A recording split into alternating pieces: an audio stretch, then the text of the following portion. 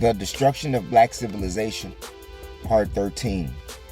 One of the most troublesome facts in the study of history over long periods of times, such as several centuries, is that a truth may slowly emerge, period after period, until it clearly forms itself into a truth impregnable, a fact nowhere explicitly states as such in the mass of data covered. As one continues to move down on through the centuries, countless events and situations may continue to make supporting additions to what has already been established as an unassailable fact. Yet the truth may be so repugnant, so utterly void of any rational or intelligent reason for its existence, that hardly any historian will wish to state it in his work. Yet I did just that when I wrote that the whites are the implacable foe, the traditional and everlasting enemy of the blacks. The compelling reason for publicly putting this declaration in its historical context is clear. The necessary re-education of blacks and a possible solution of racial crisis can begin, strangely enough, only when blacks fully realize this central fact in their lives. The white man is their bitter enemy, for this is not the ranting of wild-eyed militancy, but the calm and unmistakable verdict of several thousand years of documented history. Even the sample case study of 10 black states in this work shows that each and every one of those states was destroyed by whites. Facing this reality does not call for increasing hatred or screaming and utterly futile denunciations. Far from it, for all these shouting emotional outbursts by blacks are in themselves indications of weakness, because they becloud the mind and prevent the calm and clear thinking that is absolutely required for planning if the race is to be saved from the final destruction. Destruction is not too strong a term here. Only fools will be unable to see that the race is again being hemmed in, surrounded by its enemies, and cannot survive forever under what might be called a state of gradual siege. Those Negroes who are still pleading with the whites for brotherhood through integration are so deaf and blind that they are unable to get the white enemy's reply to these fanatic pleas for acceptance through integration. The reply of whites was so loud and clear that it was heard around the world when segregation in school and residencies was outlawed throughout the United States.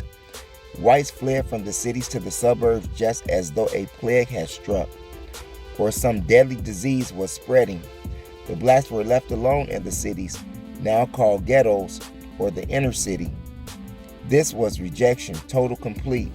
The black youth of America got this message from the whites first, and they got it quickly. They formed new battle lines.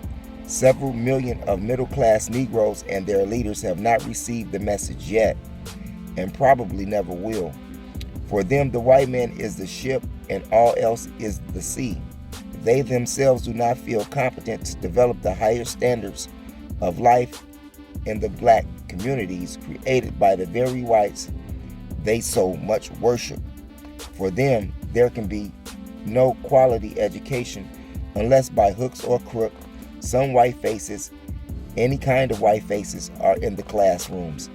Their main drive is to force the fleeing whites to accept them, or please, oh you superior people, allow us to bus some of our children to your schools. As they achieve these hollow victories on integration fronts, they add a new cry: give us racial balance. These Negroes have neither the ethnic pride nor the self-respect that is so characteristic of the American Indians, Japanese, and Chinese, and they seem utterly intensive to being openly rejected by whites and battle on the fanatic idea that they can force the whites to accept them socially. One major reason why the young black America understood the white position so quickly was that some, by happy circumstance in history, they were more closely attuned to the great common people and therefore shared their common aspirations and common sense.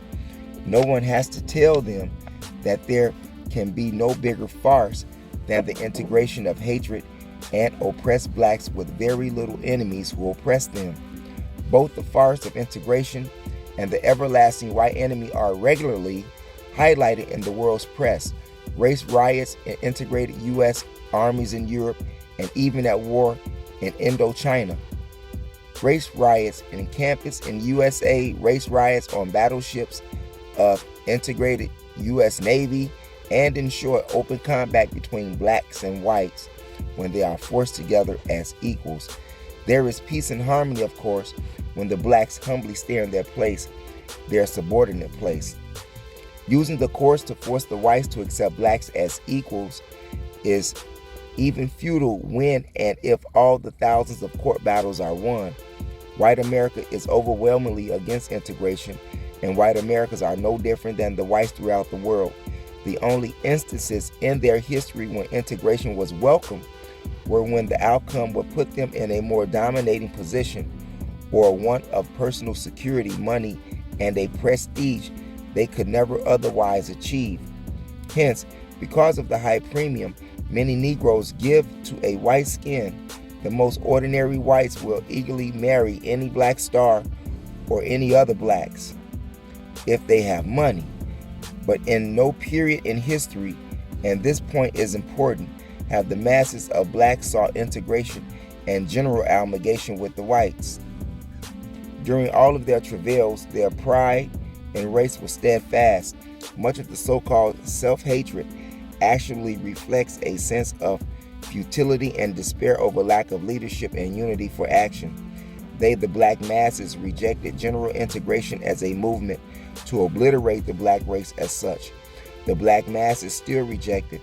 I have pointed out blind alleys into which we are being led by leaders whose aims and objectives are quite personal and not those of the black masses. These black masses demand absolute equality on all fronts, precisely the same rights, privilege, and responsibilities as all other citizens, and without any exceptions whatsoever. This obviously includes the right of every individual to attend the school or college of his choice, rent or buy a home wherever he pleases, marry whom he pleases, white or black, and to freely use all places of public accommodation, all of which is a far cry from the doctrine that all of this must necessarily include a white presence to be valid, or a mass movement by the race toward amalgamation. The presence of whites in any given situation should be incidental, if considered at all. What the Negroes referred to above seem incapable of grasping is the difference between a good school and a white school, a good community in which to live and a white community. To them, they are necessarily the same, continuing evidence of the Caucasian success in capturing the minds of blacks. The motherland at the crossroad. The problem is essentially the same in our African homeland. There too, white is still the standard of excellence of what is right, wise, and best. I personally know a number of African presidents and ministers who will dare not to make important decisions without the guidance of white advisors, men who often know far less about the questions at hand than the presidents and their ministers, but they all feel the need for a white seal of approval. The blacks, therefore, still have a long way to go in order to achieve absolute equality as free men among free men. They have a long way to go in the United States and the numerous other areas in which they live all over the world. In Africa, at this writing, Tanzania leads in the first hard-headed, mass-oriented socio-economic program that is expressly designed to raise the level of life of the whole people, beginning with the lowest down. This is a truly African program drawing heavily on African cultural traditions. It is from its very inception too much for those of the elite who think of independence as a mere transfer of power from white ruling class to a black ruling upper class, leaving the masses no better off than they had been under colonialism. These are the kind of smug and cocksure leaders who are preparing the ground not for military coups, but mass uprisings such as Africa has not yet witnessed. The first line of action should center around the study and the development of nationwide people-involved self-help cooperative programs, village by village, town by town, and block by block. Each community will do its own development planning, the government's principal role being to provide advisors, training, technical assistance, and loans when and where these are needed. For people with little or no money, barter and exchange are the first steps toward economic salvation, the basis for capital formation. Increased food production should be seen as for both wealth and health. The main emphasis would be inter-community relations between the various language groups in all development programs. This means agreement plans for each area to specialize in producing goods needed but not produced in the other regions. This is the direct route to national unity through cooperation in order to reach the goals desired in common by all language groups in each African state. This calls for thinking, planning, and hard work. Now it is just here within the race where integration is not only needed, but it is mandatory. We shall remain a weak people until we begin to drive for integration of blacks first of all, instead of battling to integrate with other people. The second great task of government calls for furthering the home front economic development by aggressively working for African economic unity on a scale never before attempted. Interstate trade and other economic programs designed to deal with Asia and Europe must begin with the unity of action in Africa itself, region by region, and then interregional or continental efforts. If Black Africa is ever to be free itself from its present economic morass, nor will it be able to cover our failures by endlessly sweating and fumbling over South Africa. Black Africa can never deal effectively with white-ruled areas until it deals with Black Africa itself first. The foundation for everything we do or wish to do is economic, a word that simply means wealth enough to be really independent and having the means to do what must be done. If we have not noticed that every one of the great Black nations studied rose as the result of a variety of wealth-producing activities which enable them to achieve set goals, if we miss this fact, then we miss the most important lesson they left us in this book. Another significant fact was the widespread trade between the early African states.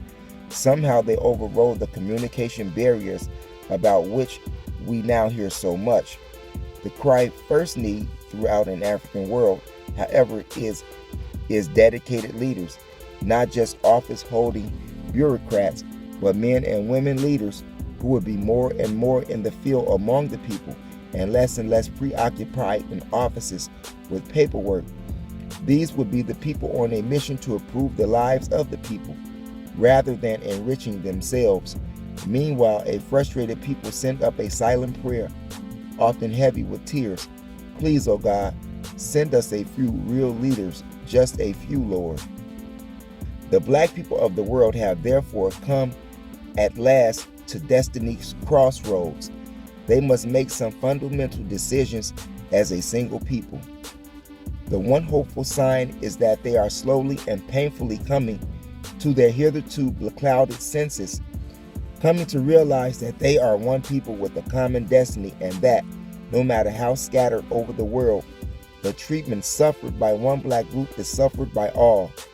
But there is a terrible crisis of leadership at this crossroad. There is no united leadership group or any real effort to create one. The great difficulty is the Black leaders, again, unlike the Jews, do not know what their own heritage is. They are almost wholly ignorant of their own cultural source from which independent original thinking springs and progress is inspired.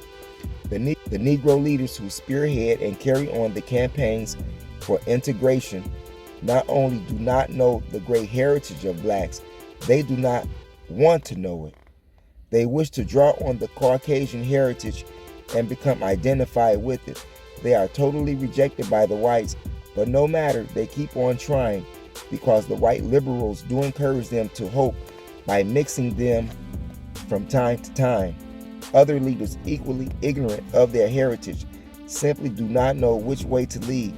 They too feel compelled to adopt and follow Caucasian ideologies because they do not feel free, equal, and competent enough to develop an ideology of their own, an African-oriented ideology. Hence, many, including some black youth leaders from whom so much was expected, are jumping out of the white capitalist democracy's frying pan straight into white communism fire. Neither system was designed for the black world, yet each is only too anxious to use the blacks as they have always been used, a numerical power base for the white rule. Moreover, the capitalist versions of democracy and Soviet versions of communism not only could not serve the interests and aspirations of the black masses, but they do not serve the interests of the white masses, neither of them. Of course, there would be a much larger class and a more powerful class of black commissars and black central committees if communion should spread over the black world, and more black capitalists if capitalism become the prevailing way of life. In each case, we have not a theory or a speculation, but a plain operating fact that even a fool can see. Both capitalism and communism have ruling classes that support and exploit the people, the masses of the people. Like so many masses of puppets, are fed and filled with the ideas and principles of both the systems. For these they fight and die, screaming these ideas as though they were drugged. Voting creates an illusion of power that does not exist in fact. It works wonderfully well for the rulers, the real decision makers, because the people in capitalistic democracies actually believe that they are deciding and running things. One surprising difference between capitalistic and communistic countries is that the people in the latter countries know they are powerless. When the United States assumed the leadership role of holding the line of white Western power throughout the world, Russia took over a similar role for the white East European states. The hammer and sickle flag is different than the stars and stripes, but each now represents the same objective.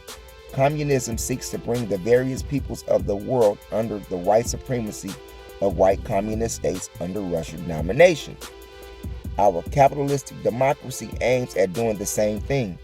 The white rule under American domination. Hence, the Cold War, which has nothing to do with communism itself. The so-called Cold War is in fact a contest between two of the strongest white powers for world domination. Because communism is not the real issue, the United States will form alliances and give out all aid and support to a communist country just as quickly as to a non-communist country, anything to weaken not communism but Russia, the chief white challenge for world rule.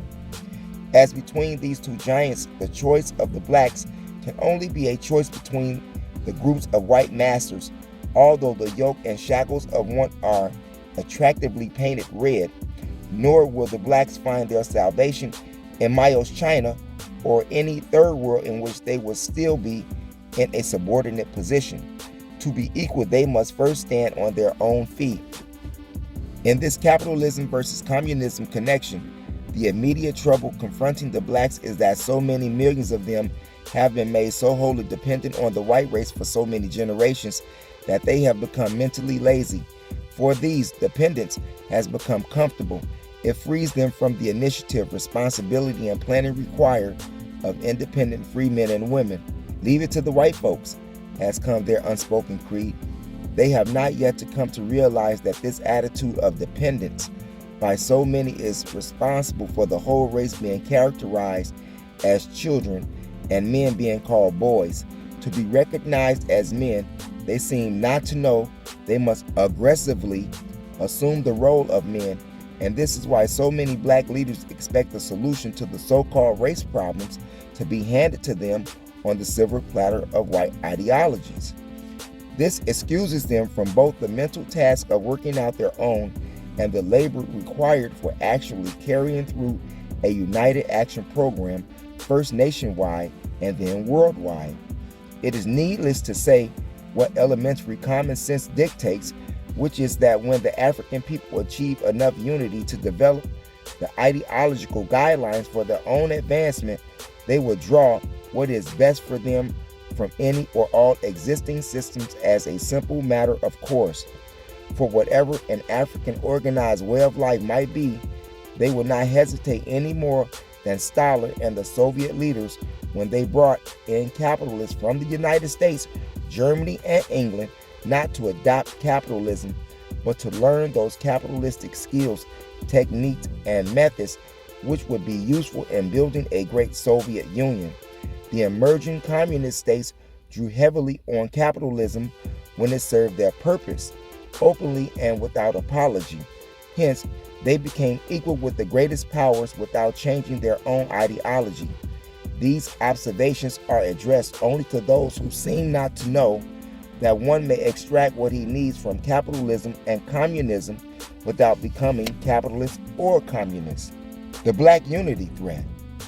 No one seems to have noticed or understood the signals from the white world, signals which tell how tremendously important the whites regard any movement toward unity among the blacks. Nothing racial seems to upset them more. This is why they insist on being in on any black organization movement, either as a financial supporting members or as advisors, observers, or reporters. To bar them from any exclusively all-black conference is regarded as something a little less than treason or as some kind of black conspiracy in the making. On the other hand, no blacks are ever present at all-white conferences where the fate of blacks everywhere is discussed and decided. Unity among the blacks has been prevented for so many centuries that the various mechanisms to keep blacks disorganized have been perfected in the Western system of race control. The white man is keenly aware of the tremendous power of any well-organized groups, but an organization of blacks on a scope that would represent the voice of Black America would be a threat and challenge not only to the continued white domination of blacks in the United States, but also foreign policies and practices that affect the lives of African people elsewhere over the world. But the apprehension of whites about the possibility of real black unity appears to be quite as needless now as in the past, for we are still in the meeting and taking stage of our history and appear not to be ready even to begin the attack on the obviously built-in obstacles. These have been pointed out over and over again in this study. They had to be emphasized and could not possibly be overemphasized, because in addition to the historic reasons for our own self-generated disunity, no other non-white people on earth are in the dangerous situations of having so many of their leaders selected, appointed, sponsored, or financed by white ruling classes. In the case of blacks in the United States, and the same is true of blacks everywhere, these Negro heads of important institutions and organizations represent the white man's indirect rule over the black community. It is the voice of these leaders that is accepted as the voice of the race. They do indeed have a great following, drawn almost entirely from the traditional Negro elite or upper middle class lawyers, government officials, doctors, professors, school administrators, scientists, engineers, heads of integrationalist organizations. They are essentially anti-black, anti-African, and therefore anti-black studies, hence their frantic drive for integration, which of course will effectively check the alarming development of pride in race, a sense of cultural identity with one's own bloodline, and a growing knowledge of being members of a race with a record of achievements unsurpassed by any other people, despite the conversion of so much that was black to white. This the Negro leadership would destroy even at its inception by forcing the black youths of America more directly under white education, direction, and control, a vengeful striking back at black youth for starting a revolt against their mental enslavement in the first place. In a panel discussion with 3 other university presidents, the head of one major white university said, "Integration is a very misleading term. Our black students are separate from the white students as they are in general society, and they know it. They come because of the vast number of special scholarships offered to them. This is a wise program from our point of view. It brings more of the future black leaders into a more traditionally American environment. We are not disturbed by their demand for black studies, for these, of course, will be gradually phased out as their emotions cools. The same month, May 1971, a Negro professor declared, "Black studies are ridiculous in any university. I am not black and I will not join in this new hypocrisy. I am a Negro, yet outside the United States I am considered white." On a recent TV program, the head of a militant black movement went even further. In response to a question, he said, "Look at me. I am neither black, Negro, nor African. I am a Moor. My roots are in Asia. He was born in Mississippi." But the moderator pressed, "You call your movement a black movement?" "Ah," the great Moorish leader replied. That strategy apparently satisfied that the black masses did not hear him, or if they did, would not understand. Quite relevant to all of this, I have made several points above. One was that, notwithstanding the white man's well-developed system of maintaining disunity with the African race, he is still disturbed by any signs of a movement towards unity among blacks and goes into action in many subtle ways to offset it. The important point is the most disheartening. This is the fact that the white man really has nothing to fear from any effective unity among blacks for a long time, because he himself installs and backs most of the key leaders of the race, two of which I have just quoted above, and the number is legion. We still have, in the closing years of the 20th century, therefore exactly the same unique problem that confronted Africans in Egypt over 6,000 years ago, and we have challenged any student of history to point out any other people who are or have been saddled with a perpetually disunifying and progress-checking problem of this magnitude. For while the white man has mingled his blood with non-white peoples from times immemorial, in no other people was this outcome a hostile race within a race. No other non-white people with Caucasian blood, whether Indian, Japanese, or Chinese, feel any compelling reason for integration, a code word for amalgamation, with the whites. Quite the contrary, they resist it as a policy or an acceptable general practice. The only hope for the kind of racial unity that will really liberate the blacks in America and command the respect of the world would be a new kind of mass organization on a scale with action program that's never been attempted. This will require a new kind of leadership, a leadership with the single purpose of helping the masses up towards a better life. We are noted for our countless organizations, large and small. Each is an independent kingdom, struggling to become an empire under a great chief. This is inevitable in the circumstances, but as the history of Africa, not one of these, standing alone, can meet the mounting crisis of the race. If they will not unite, the race need not continue in despair because of the unyielding pride of individual leaders. A mass people organization movement can override all obstacles, but will this be done? The subtitle of this book, Great Issues of a Race from 4500 BC to 2000 AD, has puzzled some leaders. 2000 AD, that is the end of this century, and we are not there yet. This subtitle, however, not only reflects the author's conviction that the main obstacles which confronted us in the past and are with us today will still be with us in the year 2000 and after, but also that for the rest of the century it is very likely that the blacks will still be meeting, listening to, and applauding fiery, soul-stirring speeches, protesting and denouncing injustice, or happily relying on politics as the ultimate solution of our problems. The frustration, confusion of goals, and a sense of helplessness are likely to continue into the next century. What black youth began as the foundation for a new and mighty advance may be, and indeed is being, defeated.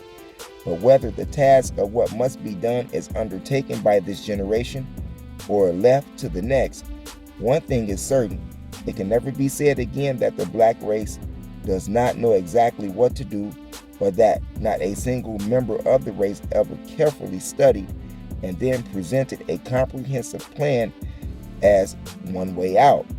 For the final pages of this work offers such a plan. It is not the plan, but a plan, a comprehensive basis for beginning and improving, but beginning.